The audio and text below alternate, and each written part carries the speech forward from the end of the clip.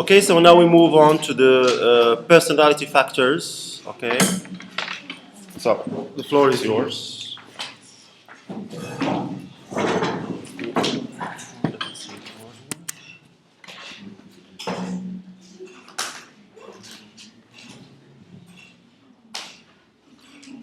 Okay, up and down.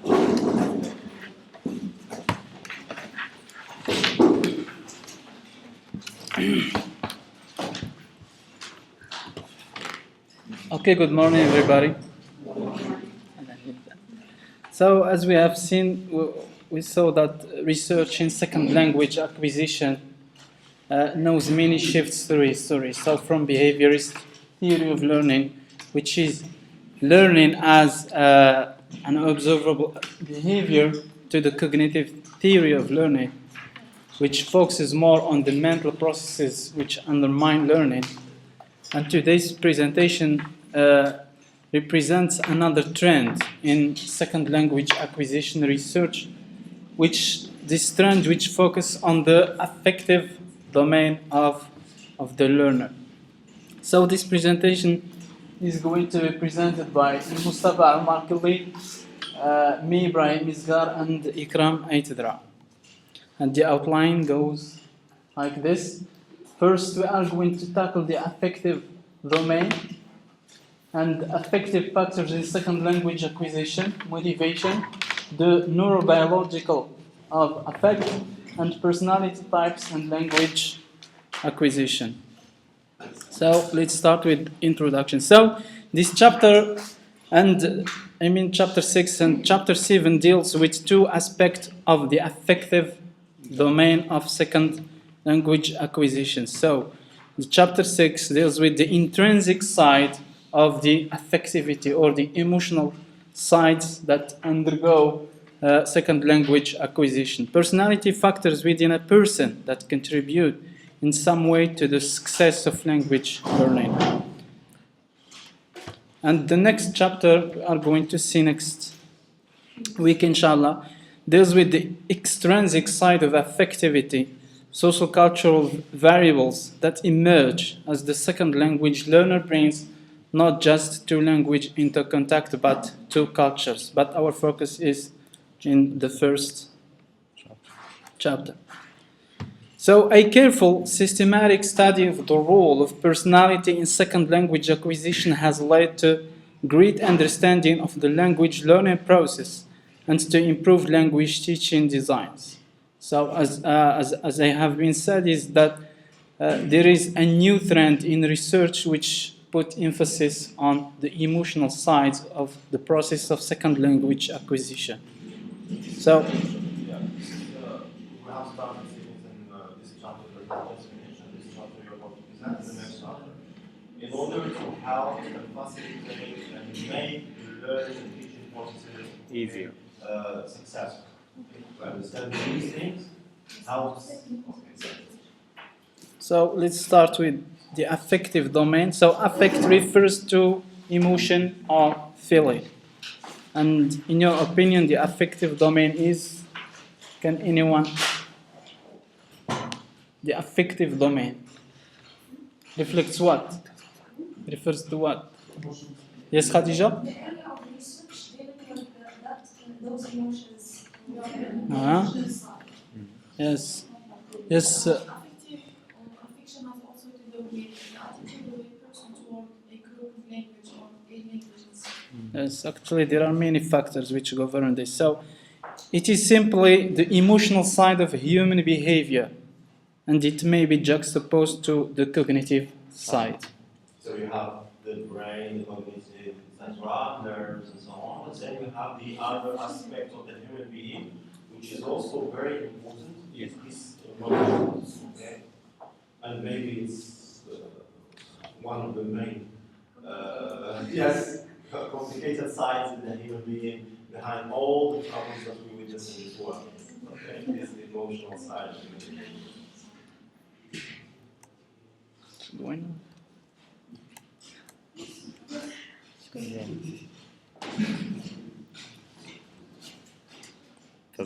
Doesn't work.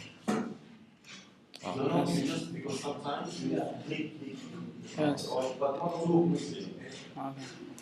So as I said, I have skipped them. So let's focus on levels of affective domain development. So it is an extended definition of the affective domain provided by Benjamin Bloom and his colleagues. They provided a useful extended definition of the affective domain that is still widely used today, and it includes 5 levels of affective development. So the first level is receiving. So persons must be willing to receive and give stimulus to their controlled or selected attention. So persons tend to receive their environmental surrounding. They tend to receive experiences, ideas, knowledge. And the important thing is to give attention, to be aware that you are receiving these surroundings. The second level is responding. The person is willing to respond voluntarily without coercion and then to receive satisfaction from that response. So after receiving the surroundings, so the person tends to respond toward what he receives. And the important thing is to gain satisfaction from that response.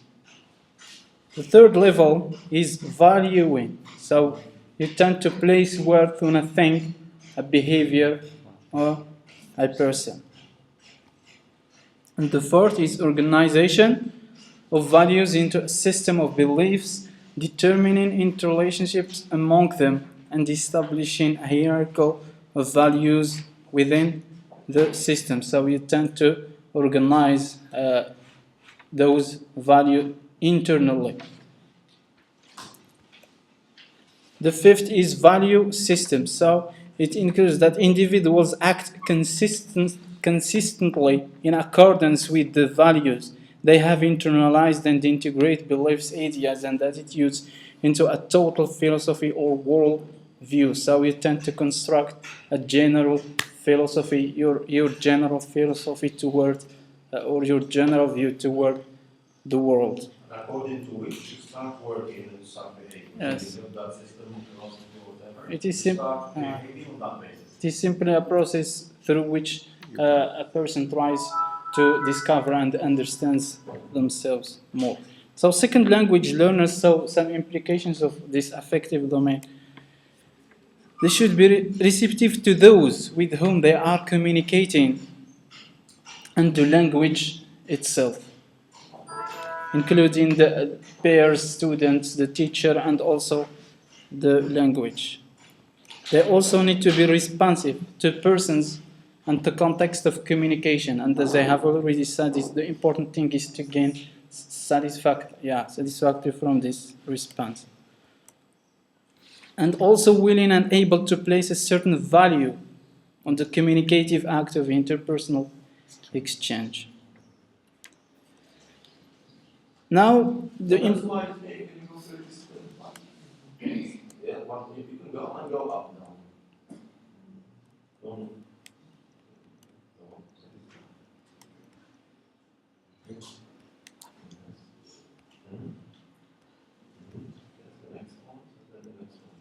Oh.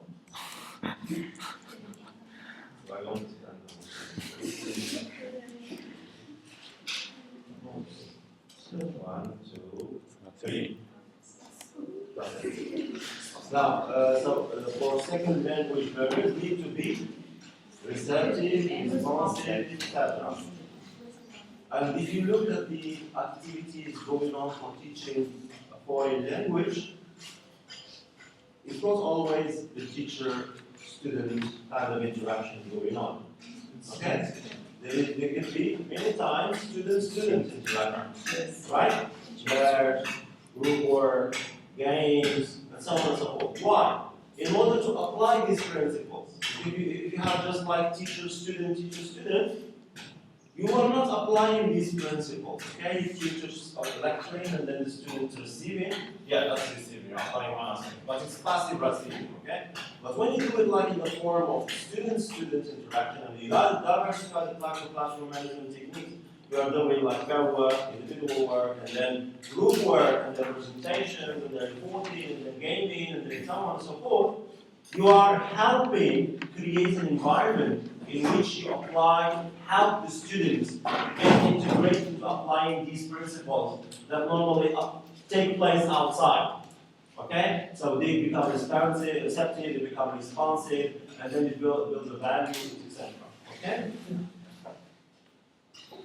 So now let's move to the main, I think it is the main thing that we should retain from this chapter is the different affective factors in second language acquisition. What might be those affective or internal psychological factors that affect our second language learning? So the first is self-esteem. So self-esteem is probably the most common aspect of human behavior. It is argued that any kind of behavior there must be some degree of self-esteem. By self-esteem, we refer to the evaluation which individuals make and customarily maintain with regard to themselves. So individuals tend to evaluate, tend to judge themselves. And the important thing is to maintain this judgment. In short, self-esteem is a personal judgment of worthiness that is expressed in the attitudes that individuals hold towards themselves. So it is the extent to which the individuals tend to perceive or tend to put worth toward themselves.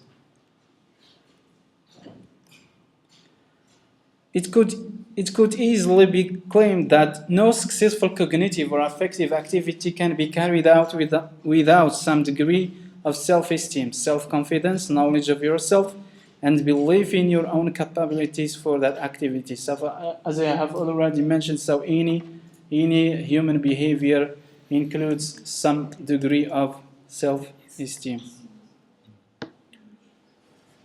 People derive their sense of self-esteem from two factors. So, the accumulation of experiences with themselves and with others.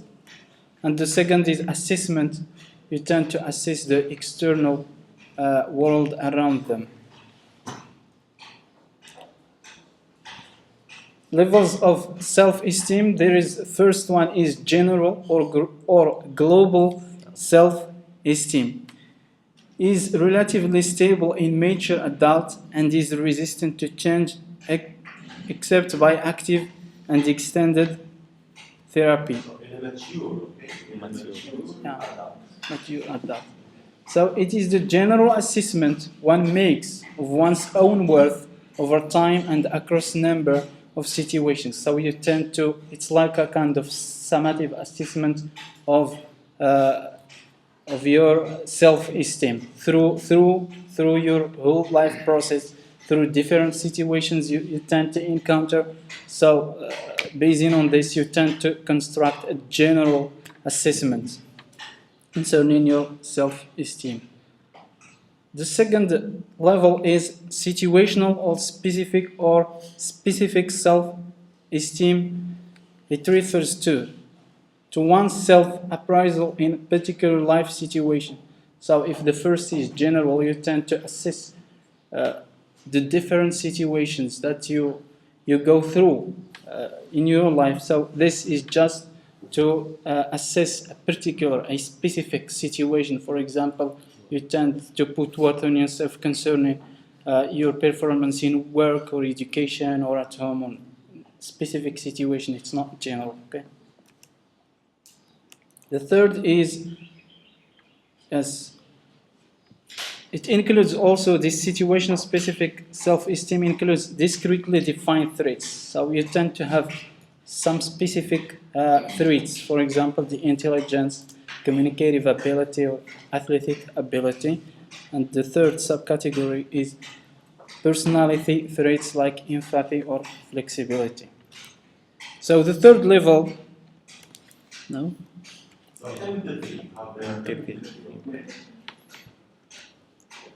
And then the adjective is empathic.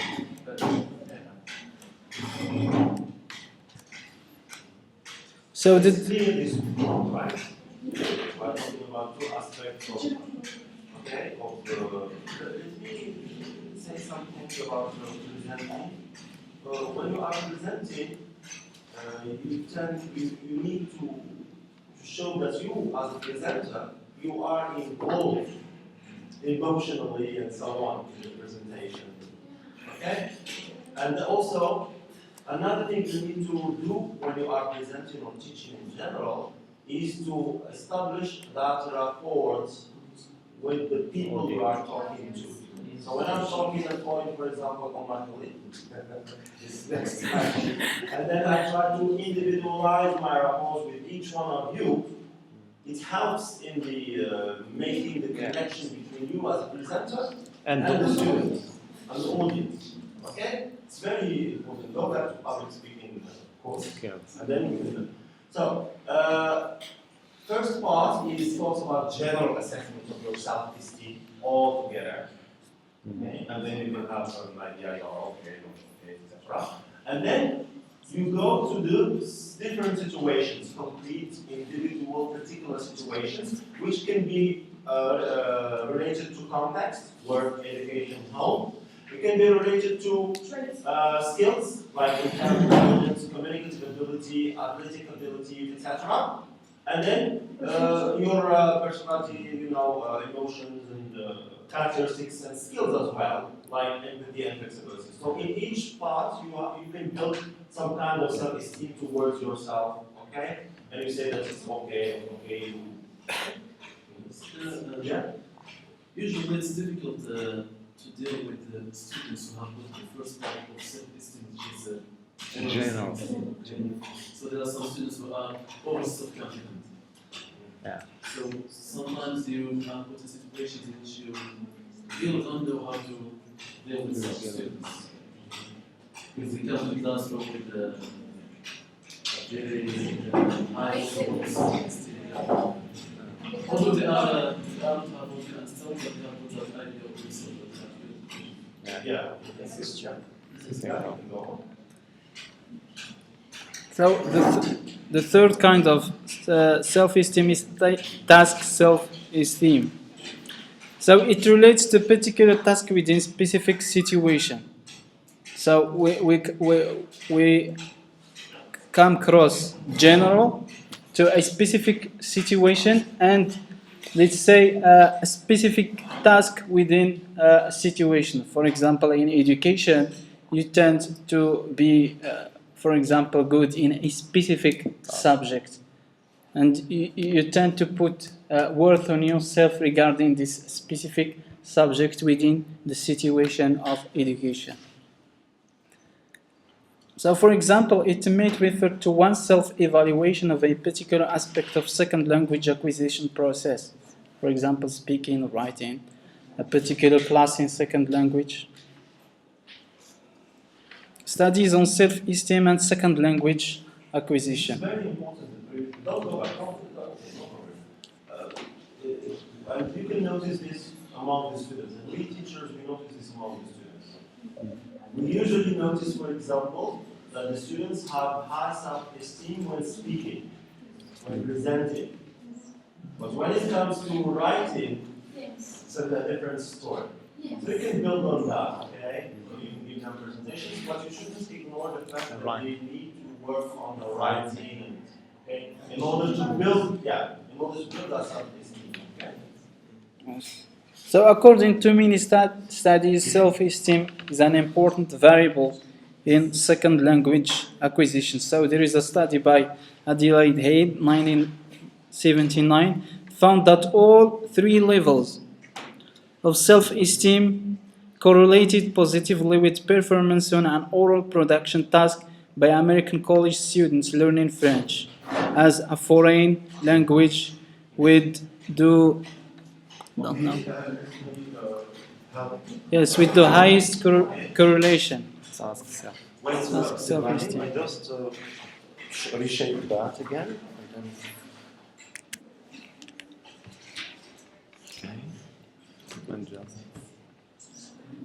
Is this what is this?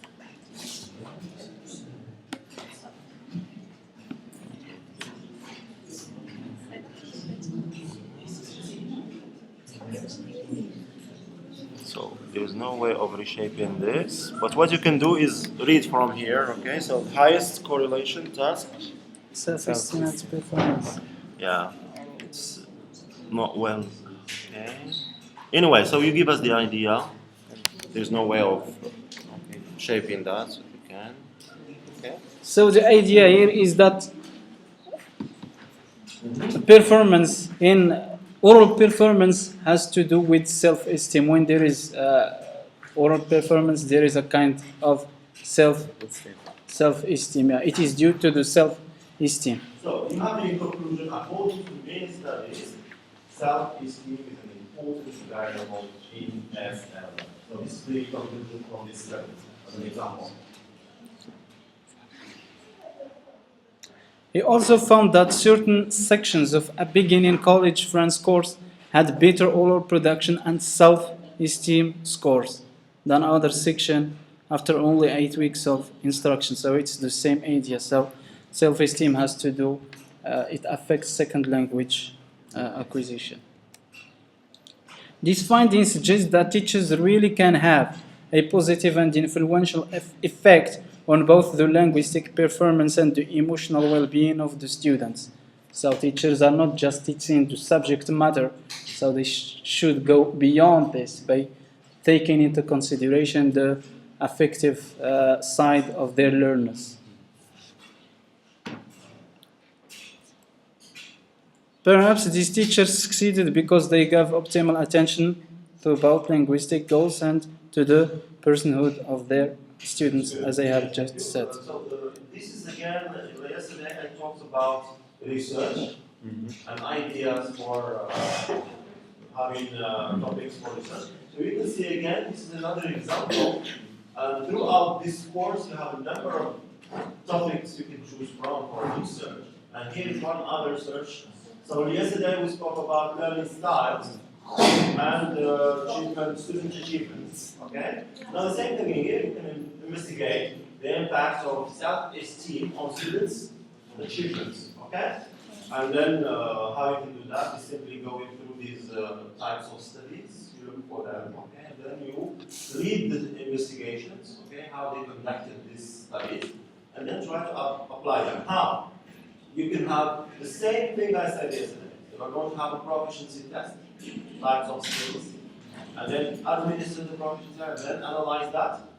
The other component of your thesis would be something like a questionnaire to investigate about the self-esteem of the students, okay?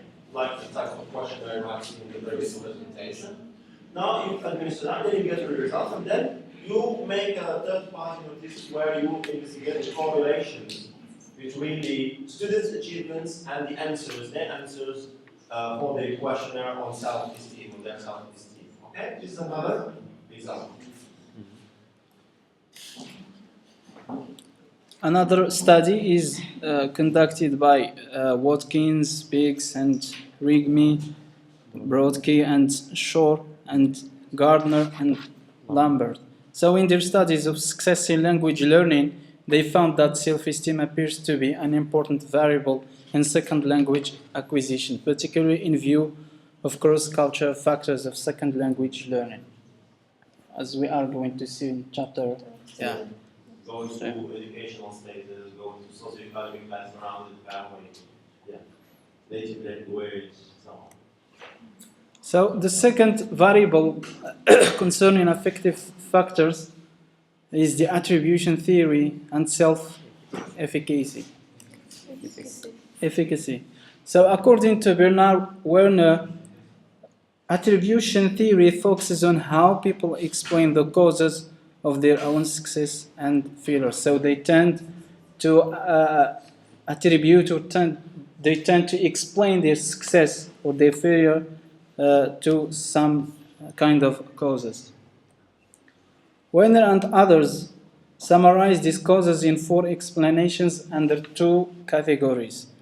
So the first category is internal causes, when they fail in a certain task or to achieve a certain goal, so they attribute this to probably the lack of ability or the lack of effort. They say that they didn't make enough effort to achieve.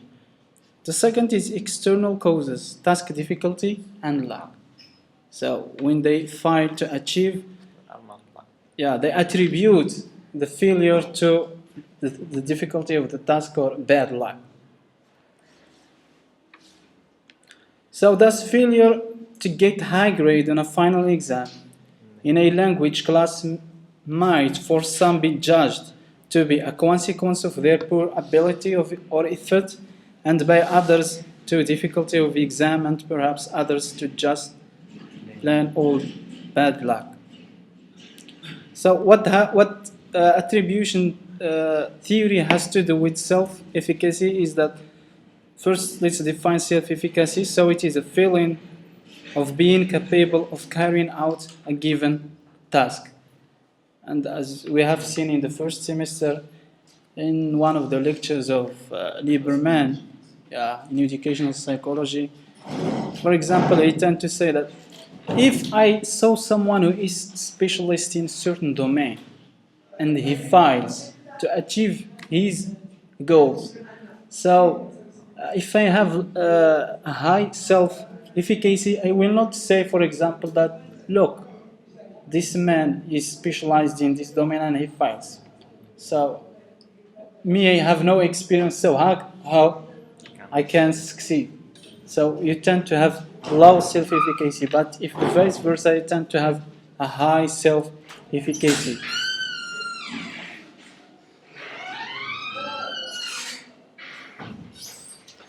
So, if a learner has a high sense of self-efficacy, an appropriate degree of effort may be devoted to achieving success. So it is here where self-efficacy is related to attribution theory.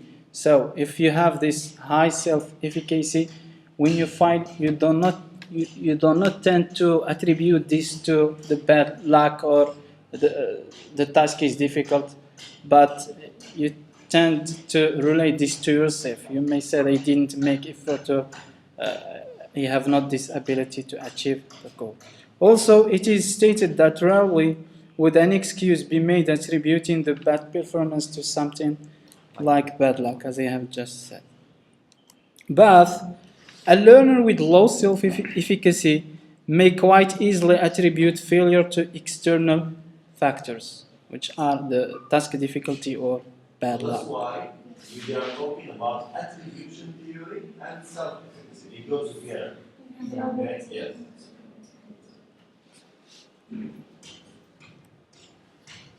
Implications for teaching and learning. It is essential for learners to believe in themselves in order to succeed a set of tasks. So learners should build this attitude of saying I can't do it or something like this. Yeah. To build and improve their self-efficacy. And you as a teacher should help them to work. Sure. So one of the most important roles of successful teachers is to facilitate high levels of self-efficacy in their students. So as an example, the activity yesterday for the semester 6 students is a good example for this. Okay, to build the students' self-efficacy and confidence and so on. Okay. So the third variable concerning the affective factor is willingness to communicate. So it is defined as the intention to initiate communication given a choice. So if you are given a choice, this reflects the degree to which you are ready or the degree to which you want to initiate a communication or not. So here is a study done by McIntyre and al. Proposed a number of cognitive and affective factors that underlie willingness to communicate. First, motivation. Is the learner is he motivated at the first place to communicate or not? personality also, intergroup climate. If there is a positive intergroup climate, willingness to communicate will be increased, and the vice versa. And also self-confidence. It is divided in two levels. So state communicative self-confidence. It is like, as we have seen, the task self-esteem. So you tend to put worth on yourself if you are achievable in a task within a situation. And also, the overall is the second language self-confidence. Teaching implications. So current language teaching methodology strongly supports such communicative techniques such as group and pair work and related interactive activities. So in order to make students to develop those skills, they try to embed those skills of communication among their students through group work, peer work, and other interactive activities. I told you that while we have in English language teaching all these types of different methodology from other classes, like teaching math or teaching philosophy, you don't have these things in those subjects, right? Yeah. Or even Arabic, unfortunately. Even Arabic, unfortunately, you don't have this, normally you should have this. So, why? In order to apply these principles into the reality of the life of the students. Okay, so you group activities, pair work, interactive activities, okay, for building their willingness to communicate, self-esteem, self-confidence, motivation, and so on. So the fourth variable is inhibition. So it refers to building a set of defenses around our egos to avoid threats on our self-esteem.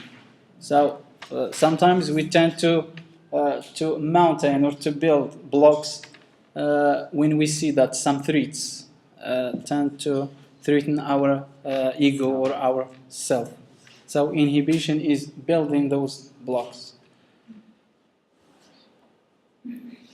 Persons with high self-esteem and ego strength are more able to withstand threats to their existence, and thus their defense are lower. So if you tend to have this high self-esteem, so inhibition is not a problem too. So you tend to take a risk, okay?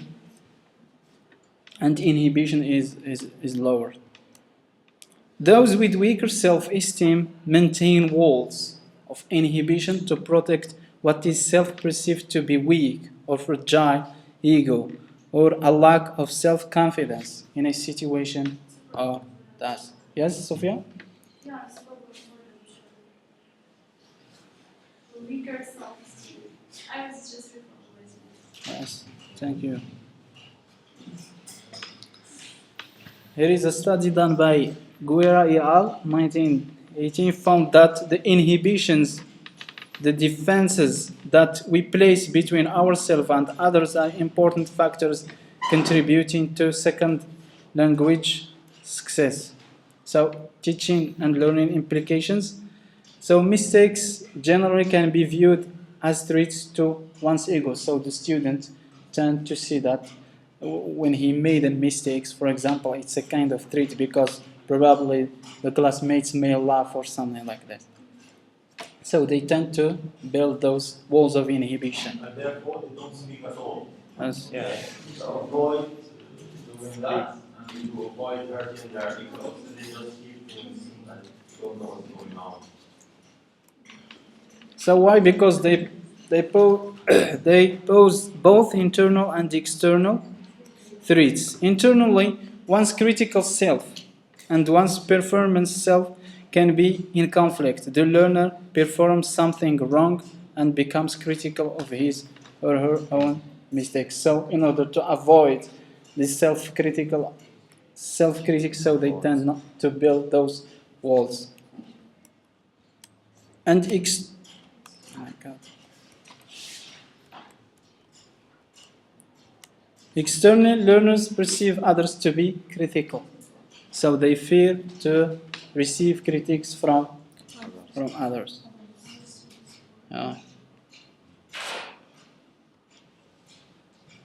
Language teaching approaches in the last 3 decades have been characterized by the creation of contexts in which students are encouraged to take risks, to orally try to hypothesize, and doing so to break down some of the barriers that often make learners reluctant to try out their new language. And we saw this with, for example, Gistopedia, community language learning, natural approach, and so on.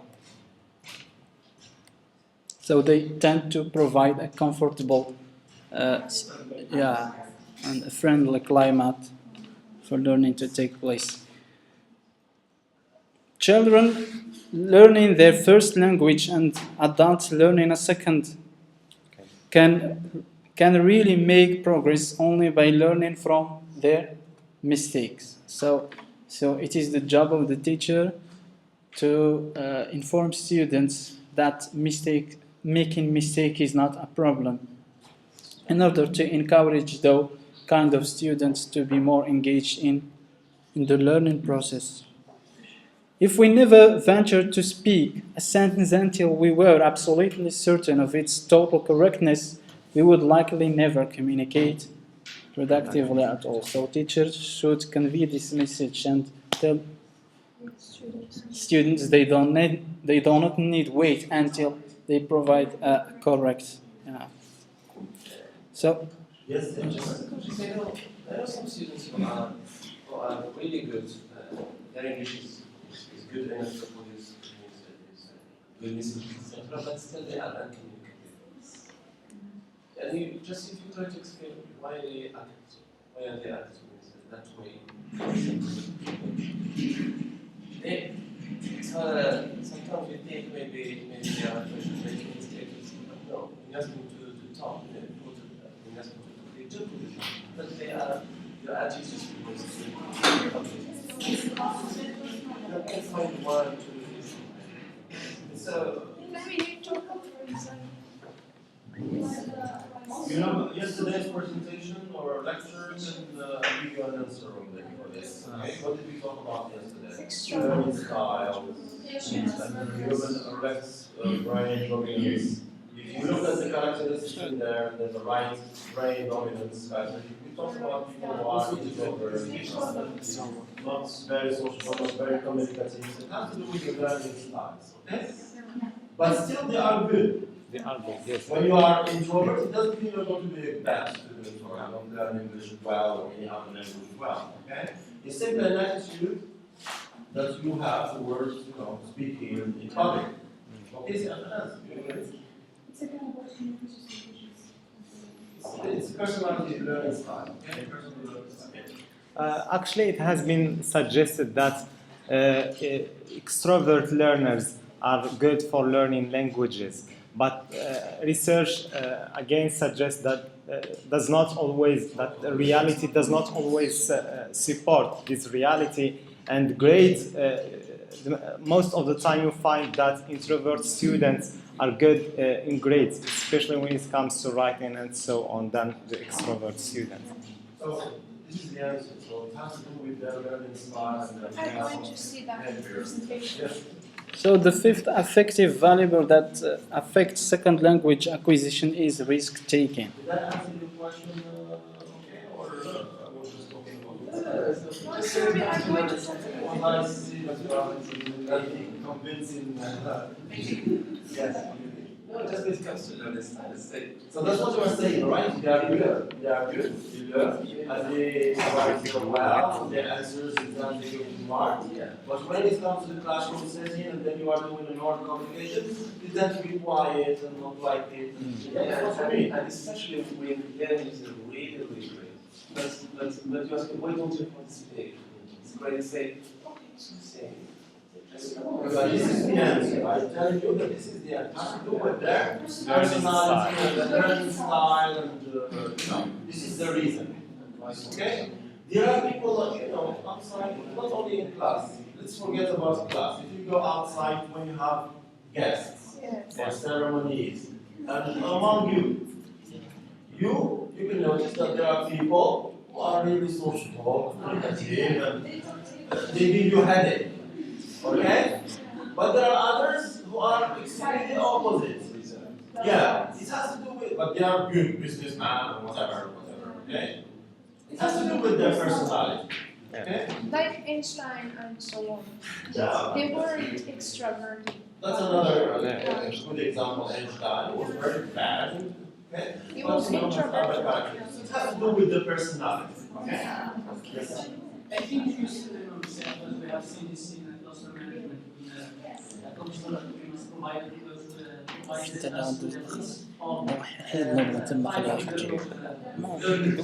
and maybe we classify under perfectionist learners who are self-critical. Okay? So we tend to state Yeah, give me the question.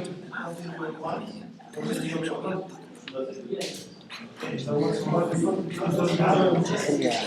Maybe, just my knowledge, just the word perfectionist, those who are unwilling to accept it. They talk and they have the desire to talk. But when somebody takes the pressure and they share. So That's why I say they are perfectionists. They look, most of the time they don't speak until they are sure 100% that what they It's have part of it. It has to do with it as well. But the main reason not to spend too much time, I have people want to go back to take care of.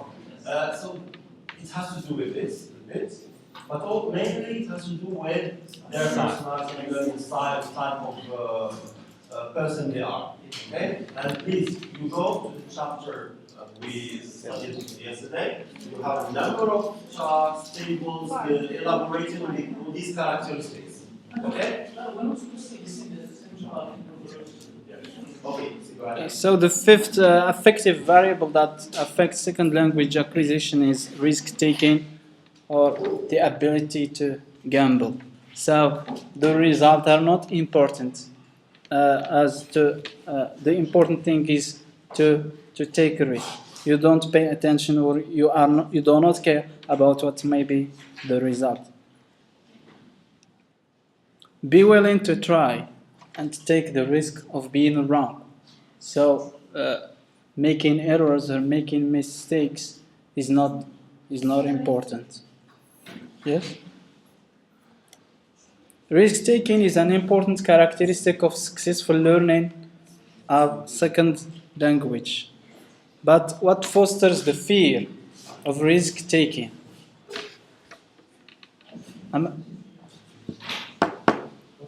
Can you please be quiet? So, what fosters the fear of risk-taking? So, there are some. Let's have a discussion, right? Okay? Let's have a discussion in your personal experience. Not talking about you, but in general, for what you see with your friends, with your classmates, and so on in your career. What do you think fosters the fear of risk-taking among the students? Fear from mistakes. Receiving, let's say, negative feedback from the teacher. Yes, fear of receiving not appropriate feedback from the teacher. Yes, I think it's the fear of being in an embarrassing situation. the fear of being in an embarrassing situation. Yeah. But maybe this is the way they or the weird media to try to. Yes. Maybe they can English most of the time like it happens. Yes. Yes. Yes. Very good. Maybe a fear of being looked at, for example. Yes. Humility, not appropriate response. Yes. And again. Also some bad negative experiences that students used to have in the past, especially in primary school, when you get a mistake and then you receive very harsh reaction from their teacher. Usually in primary school teachers tend to be more hard than hard Did you get anything harsh? Did you get anything harsh? From my own experience. Yeah, I had a very funny one. In the school I'm working now, the person who is takes charge of the budget, he was my ex-teacher of physics in middle school. and I was the one who works very hard in physics in middle school, and he was always like paying attention to me more than others. Whenever I do like mistakes, he criticized me. Yes, yeah. And then later on I asked him why. He said, "Okay, others are like somewhat lazy, but you are working hard. I don't want to be lazy." And so one day we had like an experiment there in front of the classroom, and the front of the classroom there, and then he asked us a question, and then I was like kind of impulsive. I didn't like I had enough time to answer. Then it was very wrong, and then I got to slap my face. Yeah, and I was like very shocked. And when you did like a very difficult exercise or something like that, he asked me to go to the doctor. And if I make a mistake, I get really very harsh treatment. So this makes like later on like fear. Yeah, this bad or negative experience like counselors like fear of mistake. Whenever you want to say something, you get that fear of yeah. Yeah, I think there are two reasons. I think students might not achieve. Yes. And then to Mocked at by teachers or students. and also the teacher. If the teacher is, I know some classes as well, somewhere else, I think one teacher that you see here, if you make a mistake, immediately, then it's going to be, if you're asking a question which is related, Yes. one of which is what I'm about. In other places. It's Okay, yeah, in other places we have that a lot and so on. So, yeah, you have another? Yes, I think it has mainly to do with the student's self-esteem and also the way parents educated their children. If parents, for example, Selective education of parents. yeah, so if parents, for example, educate children in a way that increases their self-esteem, I think that students will have that self-confidence which exists also in the classroom. Okay, that's good. It has to do also with the way the parents educate and their children. Yes. Yes, actually, it's part of the answer. So, Beebe in 1983 described some of the negative ramifications that foster fear of risk-taking. So, there are in the classroom a bad grade in the course, a fail on the exam, a reproach from the teacher, as Yasin have mentioned, a smirk from classmates, punishment or embarrassment imposed by oneself. Outside of the classroom, fear of looking ridiculous, and fear of the frustration coming from listeners' blank look, fear of the alienation of not being able to communicate. So there are some extended factors beyond the classroom. So do you think they are clear, right? Yes. They are buying it before you go there? Yes. This is again another example for research topic. Okay? Research topic. So how are you going to do this? Here you won't have, maybe you can do like a both proficiency test and this. Yes. But you can also simply, for an article, you can do something like an article, investigate only this, okay? The reasons behind creating the students' fear for taking risks. Okay, this is just impulsive kind of topic I'm telling you now, but it should be formulated in a better way. But then you get the idea. And then what you can do is build a questionnaire. For example, if you were looking for this type of research or other types of research similar, build a questionnaire using those kinds of points. Can you pick or tick the ones most appropriate to you? For example, having a bad grade course. That's number one, and then put yes or no, or again, you can put it in the form of a tag, as I said yesterday. Fail on the exam. A reproach from the teacher. You put that in the form of bullets, and then next to them you can put yes or no, but I usually prefer to put it in the form of a scale. From yes, it's applicable, not applicable, little is applicable, very much applicable, and so on. Things like that. And then you go on to the variable related to outside classroom, and then you put bullets. And then you come up with a kind of small, nice article, okay, for publishing somewhere. Okay? Yes? Yeah, well, since we're talking about the factors that foster fear of risk-taking, it's up to the And you teacher. can add other variables, you know. Yeah. You just read, if you read the literature about this, you could come up with a number of other variables. You can put in your questionnaire. And then, yes, it. Yeah, so we are talking about things that foster fear of risk-taking in the classroom. Sometimes, like students don't feel like, don't have the fear from the reaction of the teacher, but from the classmates. Yeah. And it's up to the teacher, like from the very beginning of the academic year, to set like certain rules that students should, for example, laugh at others when they make a mistake. This is related to classroom management, but also we can natural approach, kinds of approaches that try to focus on the specific environment, kind of thing. Okay. When those certain rules are set, okay, you can notice that students feel more comfortable and.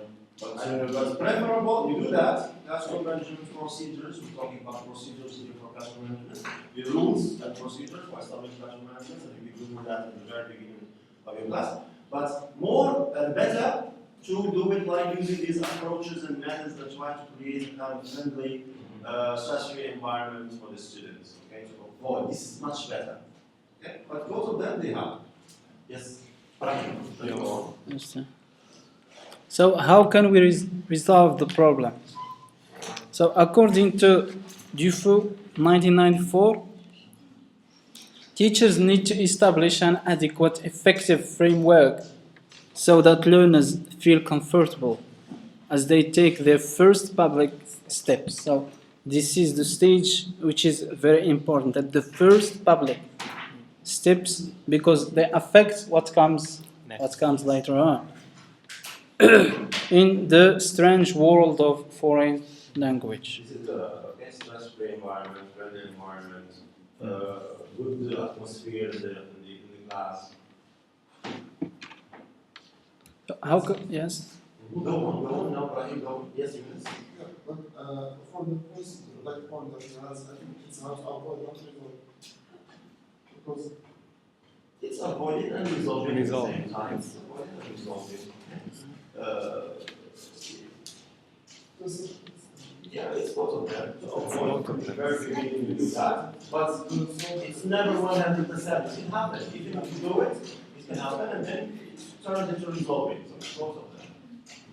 Yes, to achieve this, teachers have to create a climate of acceptance that will stimulate self-confidence. The teacher should encourage this aspect of self-confidence among students. We encourage it, and now we go back to the instruction-based approach. So, we talked about that. Yes. You can use that questionnaire. And encourage. And use those maxims, apply those maxims. Yeah. And the second is encouraging participants to experiment and to discover the target language. So it is like a learner-centered approach. However, risk-taking does not usually yield positive result in second language learning. So Beebe in 1983 claimed that persons with a high motivation to achieve are moderate, not high risk takers. These individuals like to be simply in control. It's not a matter of taking risk. And also they do not take willed risks or enter into non-win situations. So they participate, but it's not until they calculate, until they calculate, they know, they are sure of their answer. Until they, yes. And the third example. To these learners, success lies in an optimum point where calculated guesses are ventured. Successful second language learners appear to fit the same paradigm. The implications for teaching. So the overly high risk takers who enjoy dominating the classroom with wild gambles may need to be tamed a bit by the teacher. So the teacher is the solution for the have just mentioned, okay, in the previous slide. So they need to be tamed, you know, like you have dangerous Animal. and then learn to tame them, okay, and So the teacher's job is try to maintain a kind of balance between the risk takers and those who do not take. Yeah. Encouraging students to guess somewhat more willingly than the usual student is prone to do, and to value them as persons for those risks that they take. So it's like providing this comfortable climate. Now let's move with Ikram for the next